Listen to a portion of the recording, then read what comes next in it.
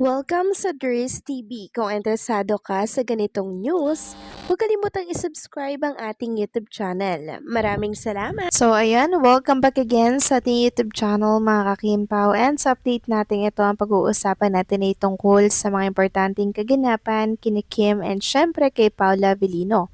Pero bago po ang lahat, maraming salamat sa inyong patuloy na pagsuporta at pagsubaybay sa mga daily update natin.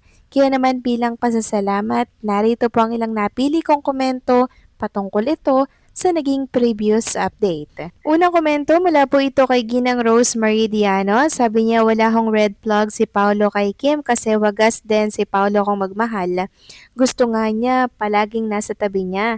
Gusto kasi ng mga bashers na ipagsigawan ni Paolo si Kim na magjowa na. Baka naman ayaw din ni Kim at nagkasundo sila sa setup nila na private lang.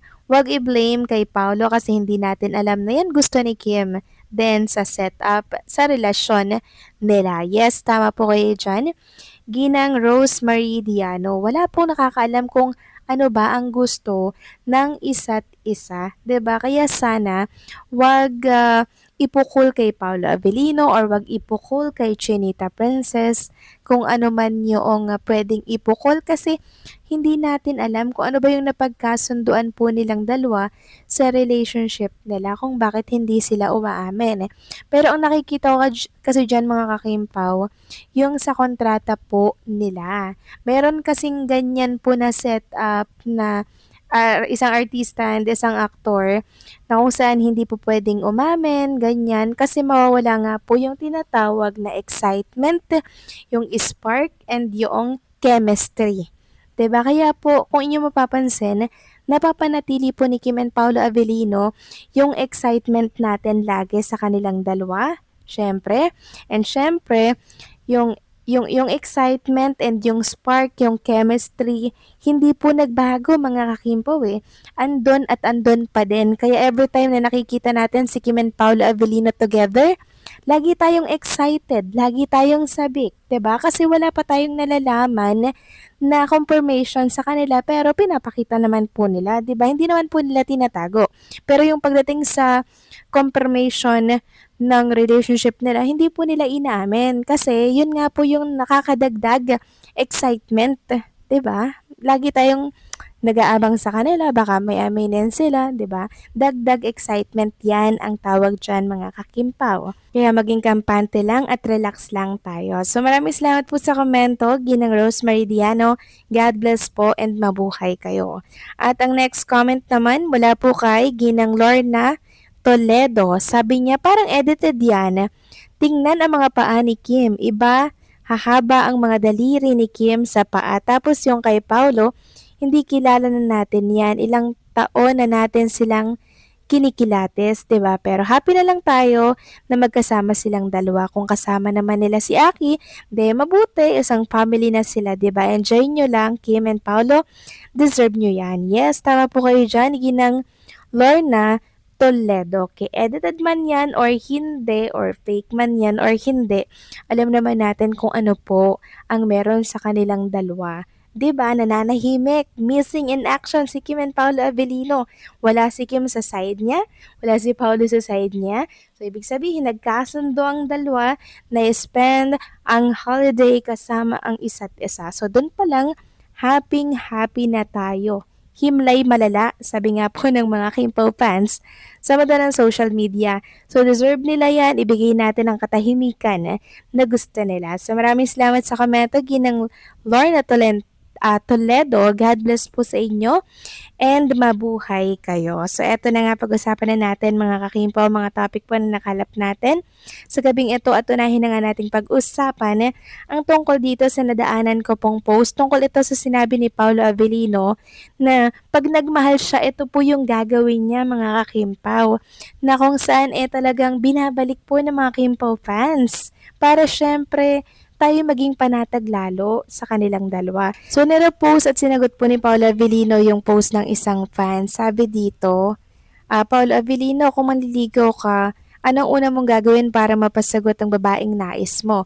Sabi po ni Paulo, ipapangako ko sa kanya na siya lang ang babae sa buhay ko. So dun pa lang solved na tayo mga kakimpaw kasi hindi po kasi si Paulo Avellino yung lalaki po na talagang manloloko, sasaktan yung babae, pagpapalit sa iba. Kasi sa oras na magmahal si Paulo, siya lang yung babaeng mahal ni Paulo. At hindi magkakaroon ng third wheel dito mga kakimpaw. Kaya maging panatag tayo sa mga nag-i-issue dyan ha kay Paulo Avellino sa ibang babae. Samantalang next topic naman tayo, pag-usapan natin mga kakimpaw, ang pagkamis nga po ng mga Kimpaw fans kay Kim and Paolo Avellino at sa ginagawa po nila na pagjo-jogging kasama po si Alden Richards, si Barbara Forteza at ang iba pang mga ka-gmates nila. Dito po yan sa Metcon. Sabi nga po ni Angela, missing this kind of bonding with their gymmates plus Alden and Barbie. This is the time na Budol fight sila sa bahay ni Alden sa Laguna.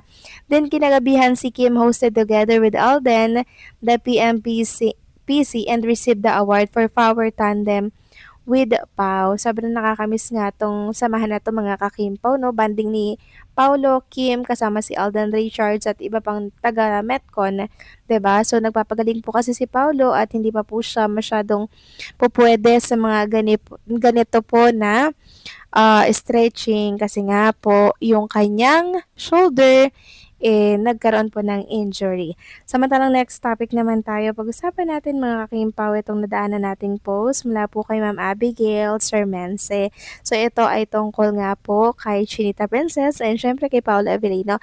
So nakita po at napansin mga kakimpaw fans na merong nakasabit po na parang pullover to na kung saan ay ginagamit po ni Paolo Avellino. Nakasabit dun sa pinakang bar counter ni Chinita Princess sa bahay ni Kim Chu. So may mga nagsasabi na hindi kaya yaan ay kay Paolo Avellino at andyan si Paolo Avellino sa bahay or sa mansyon ni Chinita Princess. Sabi nga dito sa caption, no, walang masama, dilulu lang naman to. So wala namang masama talaga mga kakimpaw kung pumunta po si Paolo sa bahay ni Chinita Princess, 'di ba? Walang mali siya 'yun. Alam naman natin ang edad ni Kim and Paolo Avellino, 'di ba? Nasa tamang edad na po sila mga kakimpaw. Si Kim Chu, 35, 'di ba? Si Paolo parang nasa 37 or 38. Nasa tamang edad na 'yan mga kakimpaw. And alam na po nila yung ginagawa nila. Kaya sana, wag na po itong panghimasukan ng iba pang mga bashers. Dahil nag-e-enjoy si Kim and Paolo Avellino, na lagi po silang magkasama, together. Katulad ngayon, sobrang tahimik po nila, 'di ba? Walang picture, walang post, kaya sobrang miss na po sila ng mga Kimpaw fans. Pero sana, 'di ba, magparamdaman lang silang dalawa kung nasaan sila together or mag-post man lang sila ng selfie, 'di ba? Tapos huhulaan na lang natin kung nasaan sila together, 'di ba? Ganun lang sana, 'di ba? Para hindi masyadong ma-miss ng Kimpaw fans sina Kim and Paolo Avellino. So paano mga kakimpaw, hanggang dito na lamang po ang update natin at maraming salamat sa patuloy po na pagsuporta.